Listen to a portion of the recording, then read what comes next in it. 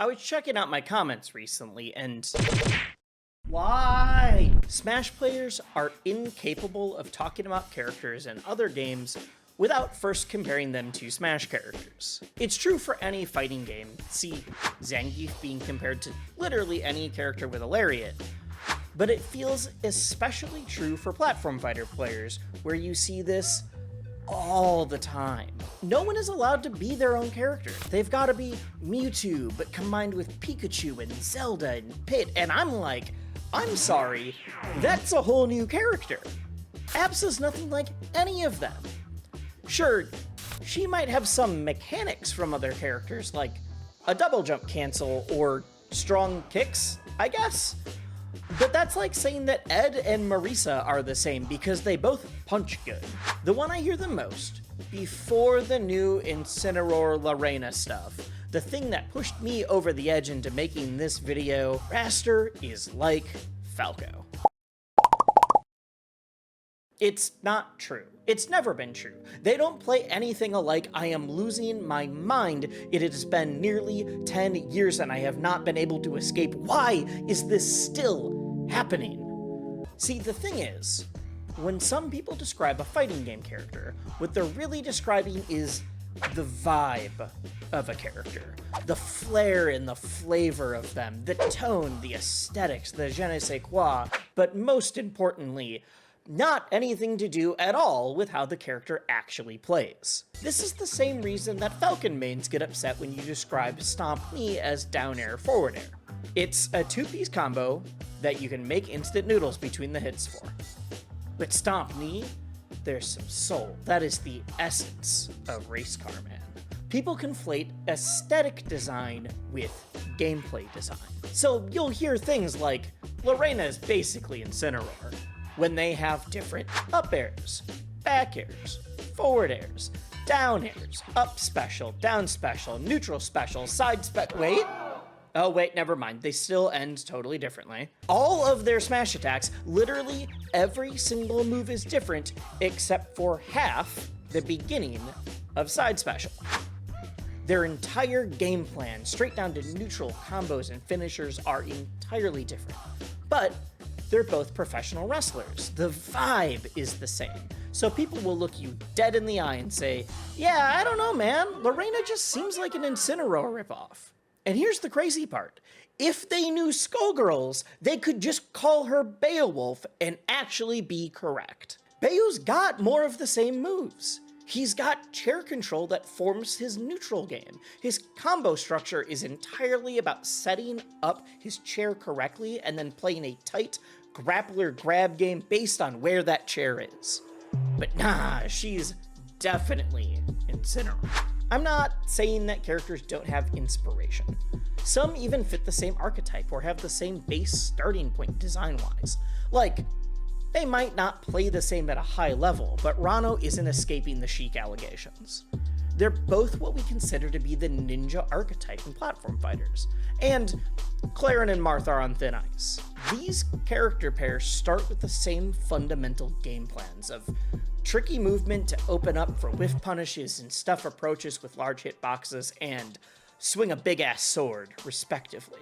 But the comparisons fall apart under a microscope when you start going more in-depth on high-level game plans, combo structures, or unique character-specific tools. I'd laugh at you if you said they weren't even similar, though. In the same vein, rightfully, people would lose their minds if I said that Fox and Falco are the same, even though they are literal clone characters. Because, despite that, Fox and Falco fit fundamentally different playstyles.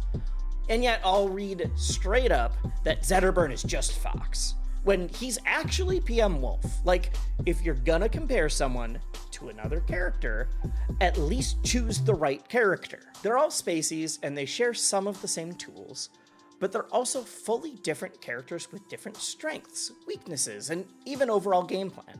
It'd be like saying that Ken and Ryu are the same, when Ryu is a defensive powerhouse, whereas Ken is designed for offensive mix-ups. They're different in practice, but they're both Shotos cut from the same cloth. Again, similar but not the same. And speaking of Shotos, every single fighting game character in Alt has been called a Shoto, even when they're not. I've heard that Kazuya is a Shoto. Terry is just Ken with a hat. I don't really have time to explain what their game plans are actually like because there is entire channels dedicated to that, but some of these claims are as egregious as saying that Samus and Captain Falcon are the same playstyle because they're both bounty hunters from space that jump. Aesthetic doesn't have any bearing on gameplay. You know what characters play extremely similarly, but I never hear compared? I need you to imagine a character with a very high base speed. Someone that uses their aerials to preemptively stuff approaches and interrupt their opponent's movement. An up air that's a phenomenal juggle tool. A nair that is one of the best combo starters in the game and one of the best extenders in the game. A back air that serves as a solid kill option that's also just great at taking space. And nearly all of their moves can lead into one of the strongest kill confirms in the game. That's right, I'm talking about Ori. No one compares them, even though they should, because Flashy Race Car Driver and Woodland Spirit just don't fit the same vibe. They differ in some other ways, especially once you start considering Ori's sign abilities, but their fundamental game plans, combo structure, and neutral are shockingly similar. Make Falcon Stomp a little less universally good, replace Knee with Bash, and you've got a phenomenal base game plan shared between both characters. So, now that I've yelled about characters that look the same but aren't at all similar, character playstyle versus character archetype, and characters that no one compares but should, let's throw a little bit more kindling on the fire. Some gameplay mechanics instantly start comparisons because the mechanic has a distinct look. Every single double jump character in existence has been called Yoshi or Mewtwo. I've heard Absa be called Mewtwo hundreds of times when it's like, well, alright, you've got a double jump and you've got Nair, but I think that's it? Double jump canceling is a unique movement tool that puts a twist on neutral and punish games, but that's all it is. It's a mechanic. DJCs or double jump cancels aren't full-on character archetypes or playstyles. Yoshi has armor on his double jump. Ness uses it to speed up punishes and for movement mix-ups. Mewtwo uses it to aid in recovery and going for deep edge guards. Peach also has a double jump cancel, but because her float overshadows her double jump movement, she's left out of the DJC conversation half the time. You are absolutely correct in saying that their movement is similar. If you tell me these characters play the same, we're beefing.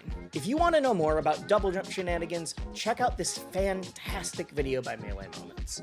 I promise it's about double jump cancels, despite the title, and you'll hear him shout out one of my videos, which will lead to an Ouroboros of content.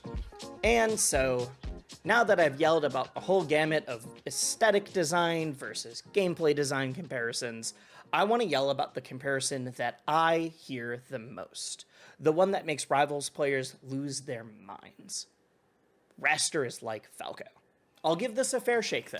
Let's fully explore all avenues of comparison. Their movement. Do the birds feel similar to Control? Well, Falco has a standard jump. He's a fast faller, actually the highest fall speed in the game, so he cuts through the air quickly, and he's on the lighter side, but still fairly middle of the road. So he's pretty easy to combo, but doesn't explode like Puff or Game & Watch. His recovery doesn't go very far, and it can feel lackluster compared to most of the cast. Raster. Oh. Wait, Raster has multiple jumps? And probably the best recovery in the entire game? Okay, got it. Wait, what do you mean that he's got the slowest fall speed in the entire game? And that he's the lightest character, so he dies super early. Okay, well, fine. What about neutral? So they both have projectiles. Falco's laser is one of the best lockdown tools in any plat fighter, and at a high level of gameplay, Rasters will literally throw their slipstream the other way so it can't get parried. 99% of the time, it's used just for the slipstream effect, so they can move faster in the air, not for actually hitting their opponent. Alright, quick update, I guess. Between writing, recording, and now editing this video, Dan has now, once again, changed what I have to say. Slipstream no longer does that. You have to hit the person or their shield with the throw in order for the slipstream effect, the speed boost, to actually proc. Okay, there's gotta be something here, a reason that people are comparing them. Combo game.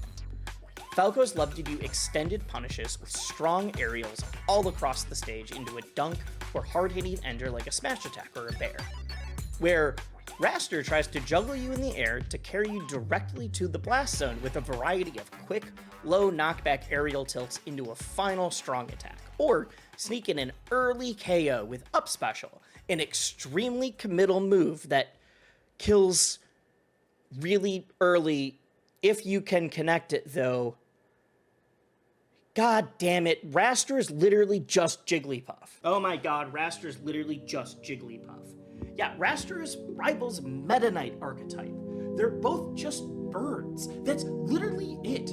If I have to listen to one more junior ornithologist try to compare them, I'm going to lose my mind. That's literally it. They're just cool birds.